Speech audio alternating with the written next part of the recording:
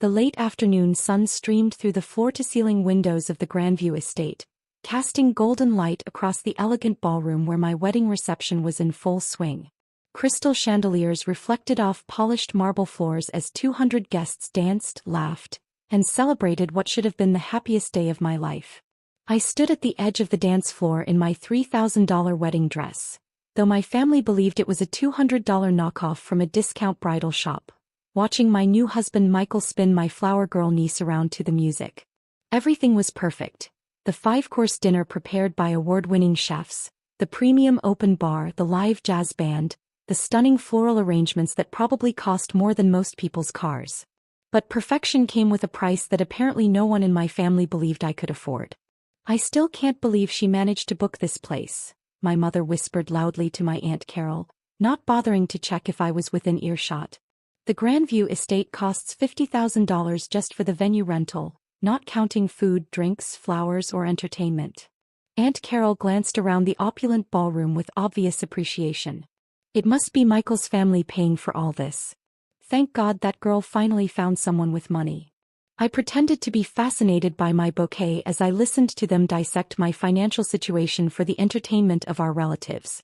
"Poor thing has been struggling for years with that little photography business," Mom continued, "taking pictures of babies and high school seniors for $200 a session.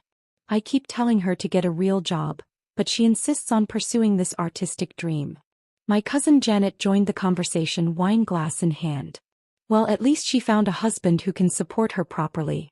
Michael's construction company must be doing well if they can afford a wedding like this." I felt my cheeks burn with embarrassment and frustration. Here I was on my wedding day, listening to my own family speculate about my finances and dismiss my career as if I weren't standing right there. The truth was, Michael and I had split the wedding costs evenly, despite my offering to pay for the entire event. He'd insisted on contributing equally because he said it was important to him to feel like a partner rather than someone being supported by his wife's money. It was one of the many reasons I loved him. He saw me as an equal, not a charity case. "I just hope she's not going into debt for this," Mom said with a sigh. "You know how young people are these days. No sense of financial responsibility." That comment stung particularly deeply since I'd been financially supporting my parents for the last 3 years without them knowing it. The mysterious insurance settlement that had paid off their mortgage? That was me. The sweepstakes winnings that had covered Dad's medical bills? Also me. The church scholarship that had sent my younger brother to college? Me again.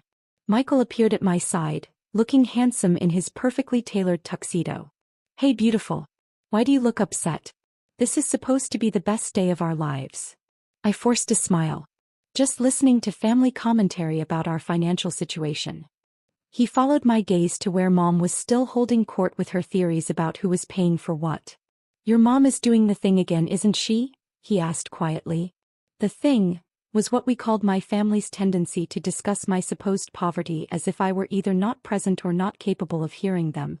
"It's fine," I said. "I'm used to it." "Well, I'm not," Michael said, his jaw tightening. "It's our wedding day, Sophia.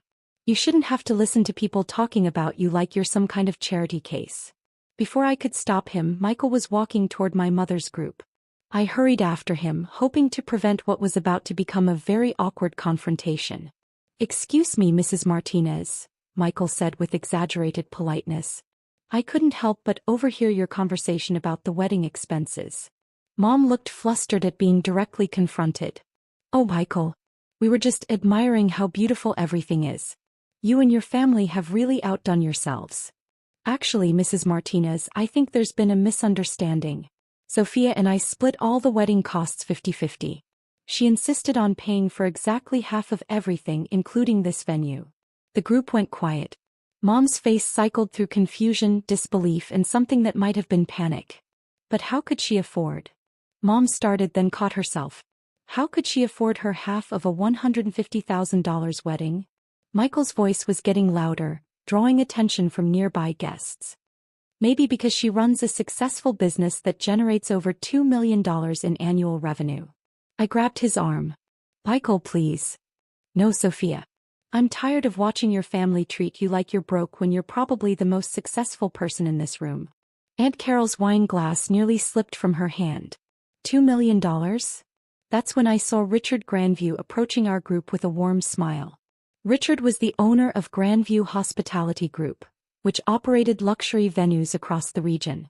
He was a distinguished man in his 60s who treated his properties like works of art and his clients like royalty. "Miss Taylor," he called out, using my maiden name as he'd known me professionally for several years. "I hope you're enjoying your special day." I smiled at him, grateful for the interruption. "Richard, everything has been absolutely perfect. Thank you so much for making this day magical." "It's my pleasure. And I wanted to personally thank you again for the acquisition. Having Taylor Creative Holdings purchase our entire chain has been the best thing that could have happened to our company." The words hung in the air like a bomb that had just been dropped in the middle of our family gathering. Mom's face went completely white. "Acquisition?" Richard beamed with pride. "Oh yes. Miss Taylor's company acquired Grandview Hospitality Group 6 months ago. We now have the capital to expand to 12 new locations across the state. It's the most exciting development in our company's history." He turned to me with obvious admiration. "Your vision for combining luxury events with cutting-edge digital marketing has already increased our bookings by 300%. The photography and videography packages you've integrated are revolutionary." My cousin Janet made a sound like she was choking on her wine. "Photography packages?" Mom whispered. "Oh, you must be so proud of your daughter," Richard continued, oblivious to the family drama he'd just ignited. "Taylor Creative Holdings isn't just about photography anymore. The event planning division, the luxury venue chain, the digital marketing agency, she's built quite an empire." He gestured around the ballroom. "And having her wedding at her own venue was such a lovely touch. Though I suppose technically it's free when you own the place." Richard laughed at his own joke while my family stared at me in stunned silence. "Empire?" Aunt Carol repeated weakly. "Absolutely. 15 venues across 3 states, a team of 200 photographers and event coordinators, partnerships with luxury hotels and resorts. Forbes called her one of the most innovative entrepreneurs in the wedding industry." Michael was trying not to smile as he watched my family process this information. "I should let you get back to celebrating," Richard said. "But Miss Taylor, the board meeting is scheduled for next Thursday to discuss the Las Vegas expansion. We're all very excited about the opportunities there." "Thank you, Richard. I'll see you Thursday." After he walked away, the silence that followed was deafening. 5 family members stood in a circle, staring at me like I'd just revealed I was an alien from another planet. Mom was the first to speak, her voice barely above a whisper. "Sophia, you own this place?" I nodded. "Among others. Grandview was actually my first major acquisition. I've been expanding the business model to other markets." "But you said you take pictures of babies," Janet said weakly. "I do. That's how I started, doing portrait sessions and wedding photography. But I also noticed that most venues had terrible marketing, outdated websites, and no social media presence. So I started offering those services too." I looked around at my family's shocked faces. Then I realized I could offer complete packages: venue, photography, planning, catering, entertainment. Instead of just taking pictures at weddings, I could create entire wedding experiences. Michael stepped closer to me, his hand finding mine. "When venues started struggling during the pandemic, I had the capital to acquire them at reasonable prices. Now we offer luxury wedding and event services from initial planning through final photography delivery." "How many venues?" Mom asked, her voice hollow. 15 currently. We're opening 3 more next year, plus we're launching a destination wedding division in partnership with resorts in Hawaii and the Caribbean." Aunt Carol sat down heavily in the nearest chair. "You own 15 wedding venues?" 15 luxury event venues. We host weddings, corporate events, galas, and private parties. Last year we coordinated over 2,000 events. The number seemed to hit them like a physical blow. "Sophia," Mom said slowly, "if you have all this money, all this success, why do you live in that little apartment? Why do you drive that old Honda? Why do you dress like—" She gestured at my general appearance, then seemed to realize she was critiquing my fashion choices at my own wedding. "I live modestly because I prefer to reinvest profits back into the business rather than spend money on things that don't matter to me," I explained. "The apartment is convenient and comfortable. The car is reliable and efficient. I save my money for experiences and investments, not status symbols. Michael squeezed my hand. She could afford any car she wants. She chooses to drive the Honda because it's practical and environmentally friendly. But why didn't you tell us? Mom asked, tears starting to form in her eyes. Why let us think you were struggling? This was the question I'd been dreading. Because every time I tried to talk about expanding my business, you told me to be realistic and get a steady job with benefits. When I mentioned buying equipment or hiring employees, you said I was being irresponsible with money I didn't have. I took a deep breath. When I tried to explain my business plan for acquiring venues, you said I was living in a fantasy world. So I stopped trying to share my successes with the family. But we thought you needed help, Mom protested. We've been worried about you for years. I know. And I appreciate that you care. But your worry was based on assumptions, not facts. You assumed I was failing because my business model didn't look like traditional employment. A server appeared with a tray of champagne and I gratefully accepted a glass. The conversation was emotionally draining, even though it was long overdue. Mom, do you remember 3 years ago when you and Dad were about to lose the house because of his medical bills? She nodded reluctantly. And then you got that call from the insurance company saying there had been an error in processing, and they were covering everything retroactively? Yes, it was a miracle. We never understood why. It wasn't the insurance company. I paid those bills directly and had my lawyer structure it to look like an insurance settlement so you wouldn't feel obligated to pay me back. Mom's hand flew to her mouth. And the church scholarship that sent David to college? That was the Taylor Creative Holdings Educational Foundation, which I established specifically to help family members pursue their dreams without having to ask for help directly.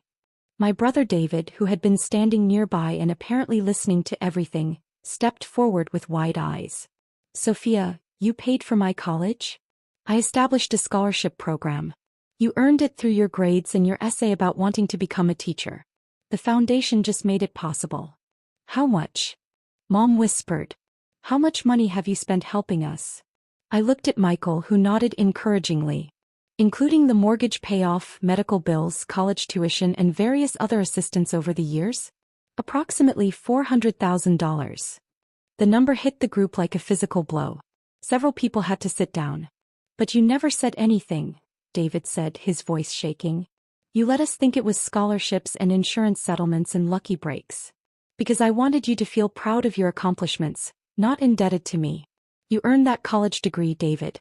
The scholarship just removed financial barriers. I turned to Mom. And you and Dad worked hard your entire lives and didn't deserve to lose your home because of medical costs you couldn't control. I had the ability to help, so I did. But why keep it secret? Aunt Carol asked. Because I know this family.